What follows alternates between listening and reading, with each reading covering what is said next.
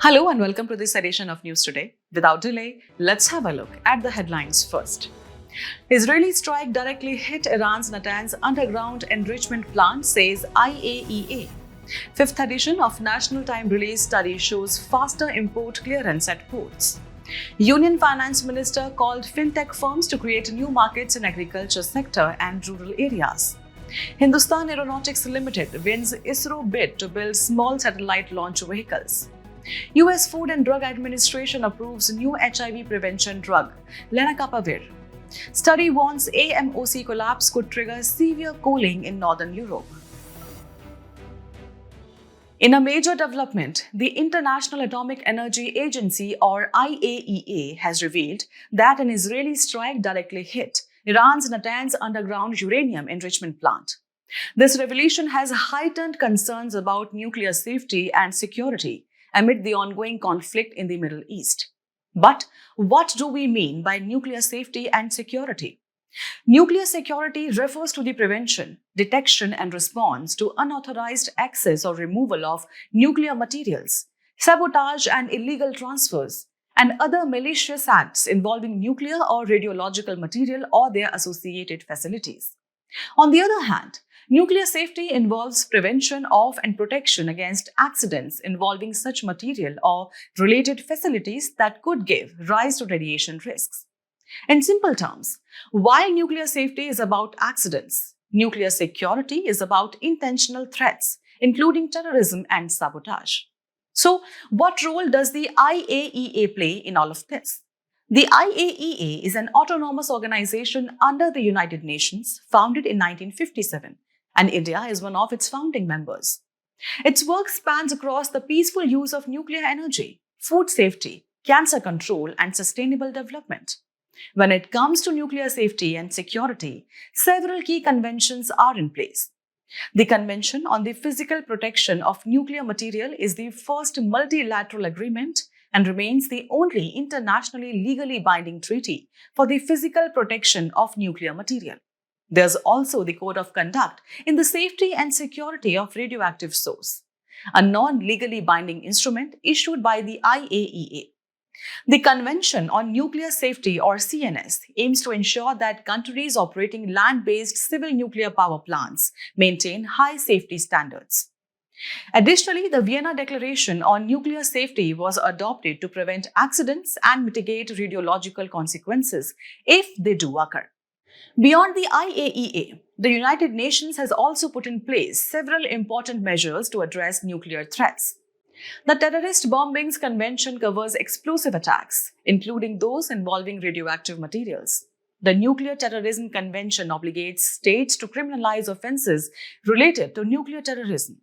Furthermore, the UN Security Council has passed resolutions calling for comprehensive counter-terrorism measures and preventing non-state actors from acquiring weapons of mass destruction or WMDs. To conclude, the strike on Iran's nuclear facility has once again brought the spotlight back on the urgency of ensuring nuclear safety and security, especially in regions marred by ongoing conflict. Moving ahead, in a promising update for India's trade and logistics ecosystem, the fifth edition of the National Time Release Study or NTRS has shown faster import clearance at ports across the country. The NTRS, prepared by the Central Board of Indirect Taxes and Customs, assesses how quickly goods are cleared at land, sea, and airports, enhancing India's overall logistics efficiency. So, what exactly is NTRS? The time release study has been conducted annually since 2019 across 15 major locations covering both land and seaports. It is a method recommended by the World Customs Organization, a body founded in 1952, representing 186 member countries that handle 98% of global trade. Now, what did the fifth NTRS reveal? There has been significant progress in reducing average cargo release times. At seaports, release time has decreased by 6 hours. At air cargo complexes, there is a 5-hour reduction, and at integrated checkpost, clearance time has dropped by 18 hours. However, there's also a challenge.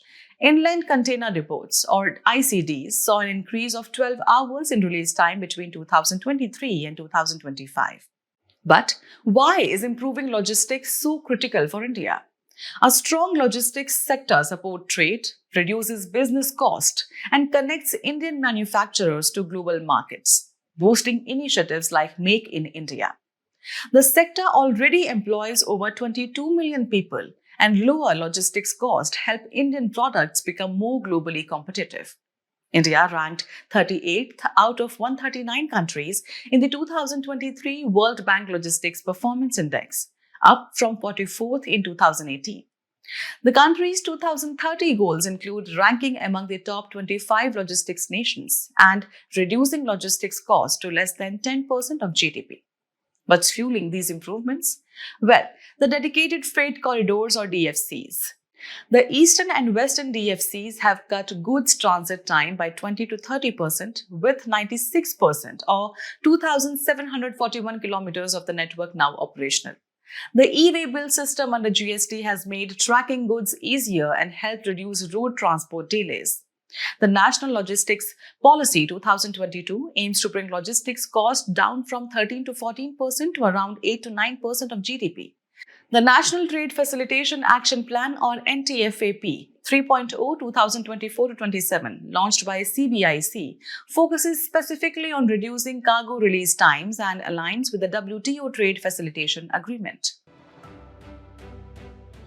In a significant push towards inclusive growth, the Union Finance Minister has urged fintech firms to create new markets in the agriculture sector and rural areas. She emphasized that fintech firms should view rural India as a fertile ground, not just as a social responsibility, but as an opportunity to create new markets. Let's take a moment to understand what the fintech sector is. Fintechs, short for financial technology, are companies that rely primarily on technology to provide financial services. The sector includes digital payments, alternative lending like crowdfunding, insurtech, wealth tech or investment platforms, and enabling tech, which involves services powered by AI and big data to support financial systems. India's fintech ecosystem is currently the third largest in the world and is growing at a compound annual growth rate or CAGR of 14%. Now, why is the fintech sector important for rural India? Let's begin with financial inclusion. Fintech apps and digital wallets bring banking access to the unbanked, especially via UPI. A prime example is the Aadhaar-enabled payment system or AEPS. Next is access to credit. Microloans backed by alternative data help farmers and small businesses. Platforms like crop funds use data from transaction histories and farm outputs to assess farmers' creditworthiness. Another key area is agriculture support. Several apps provide farmers with market prices, weather updates, insurance services, and even connect them directly with buyers.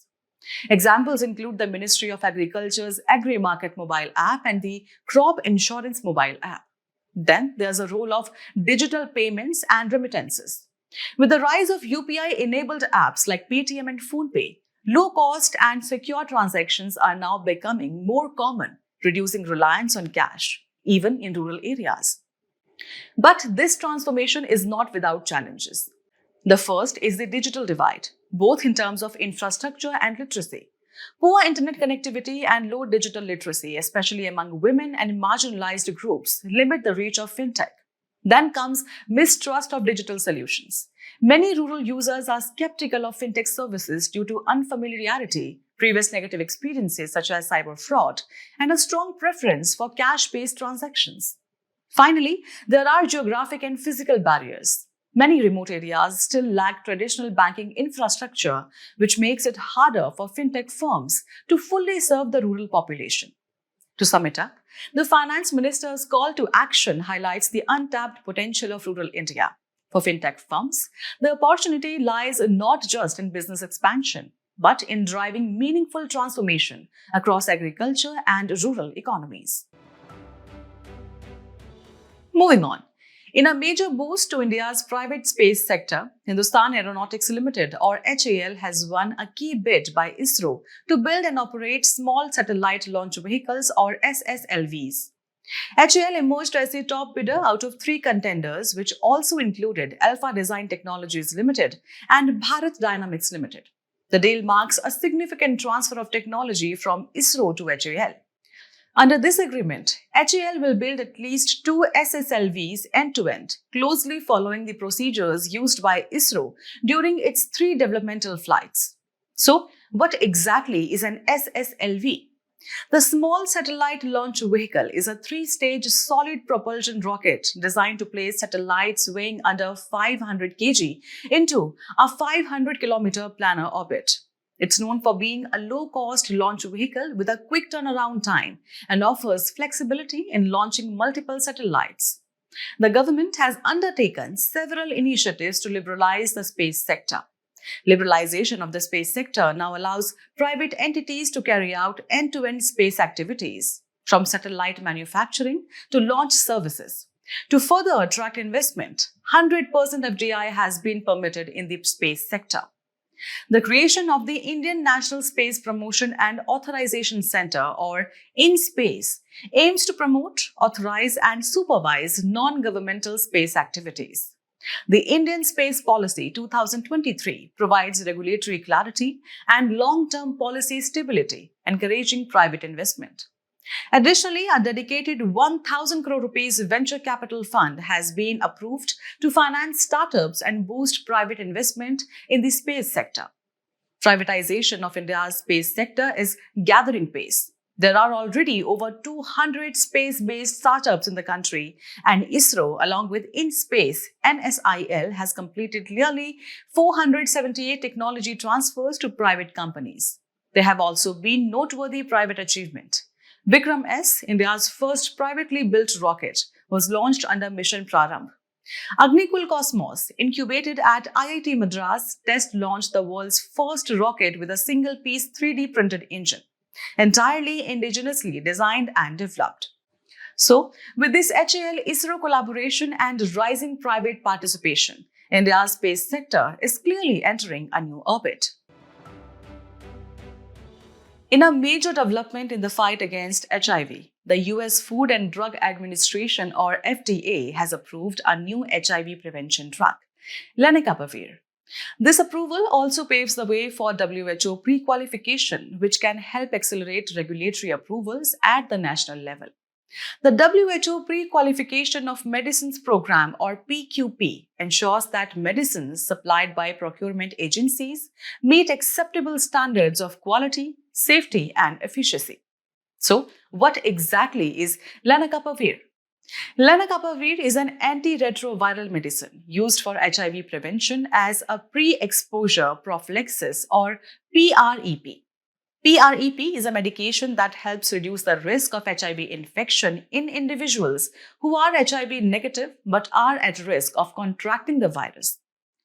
Currently, the World Health Organization recommends 3 options for HIV PrEP: oral PrEP, the dapivirine vaginal ring, and the long-acting injectable cabotegravir, or CABLA. Let's quickly understand the basics of HIV. Human immunodeficiency virus, or HIV, is a virus that attacks the body's immune system. It does so by infecting and destroying CD4 cells, a type of white blood cell critical to immune function. HIV spreads through the body fluids of an infected person, including blood, semen, vaginal fluids, and breast milk. It can also be transmitted from a mother to her baby.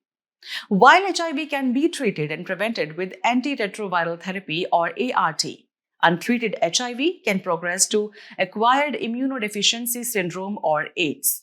According to the HIV Estimations 2023 report, over 2.5 million people are living with HIV in India. India is actively responding to this challenge through several initiatives. The National AIDS Control Program Phase 5th, 2021-26, aims to achieve an 80% reduction in new infections. India is also working toward the 95-95-95 target. 95% of HIV-positive individuals should know their status. 95% of those diagnosed should be on treatment, and 95% of those on treatment should achieve viral suppression. Legally, the HIV and AIDS Prevention and Control Act 2017 prohibits discrimination against people living with HIV. India has also committed to ending HIV/AIDS as a public health threat by 2030.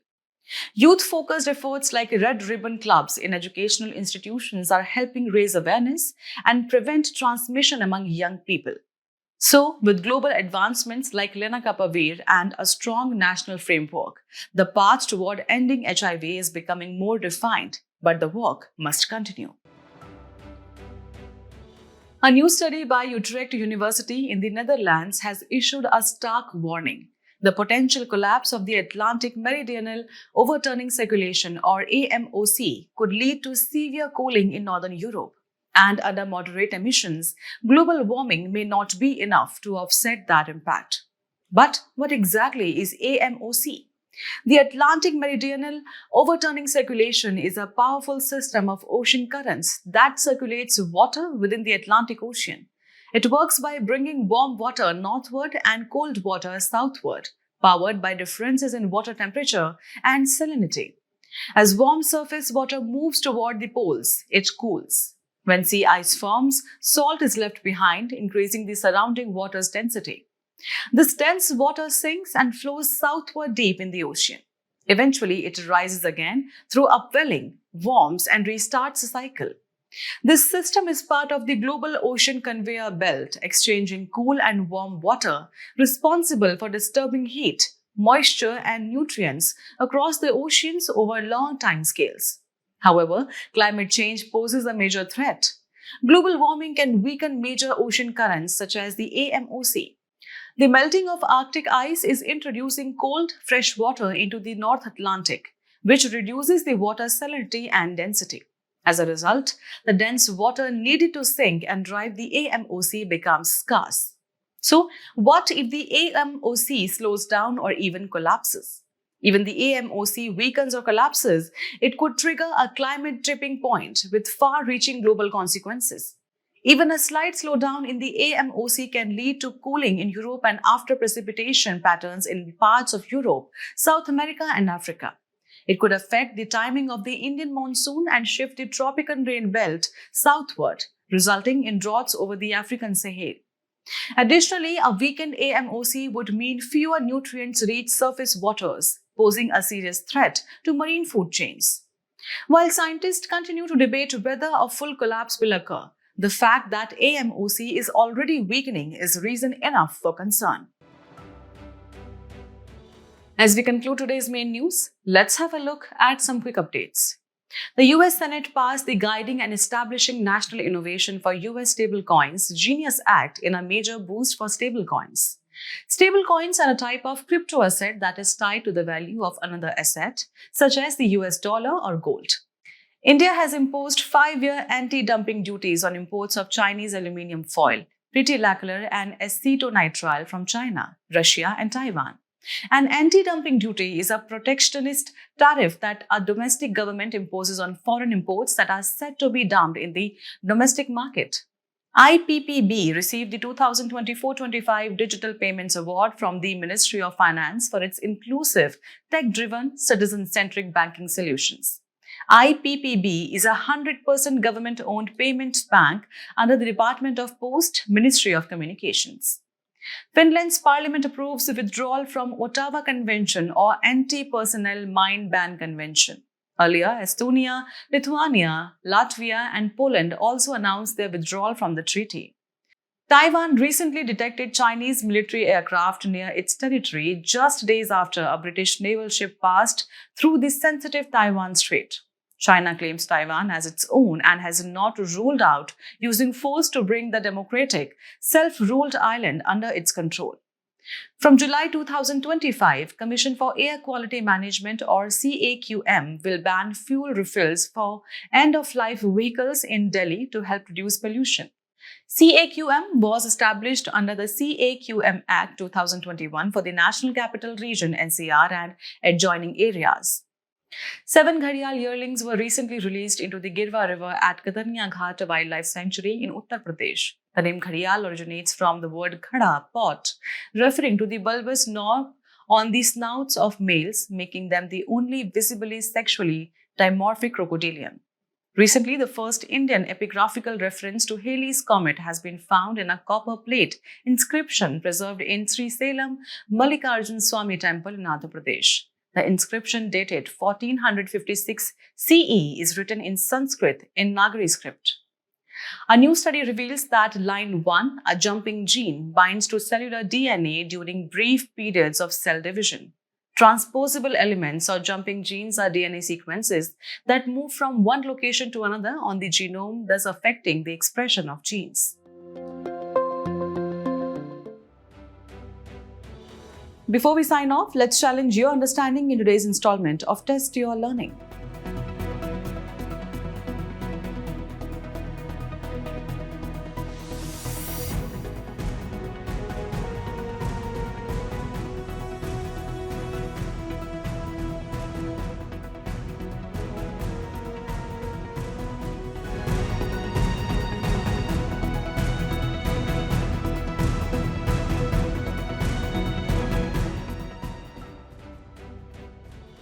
Thank you for joining us. We hope you found this episode of News Today engaging. For the solutions to the quiz and to access the PDF version of News Today, remember to visit the provided links in the description below.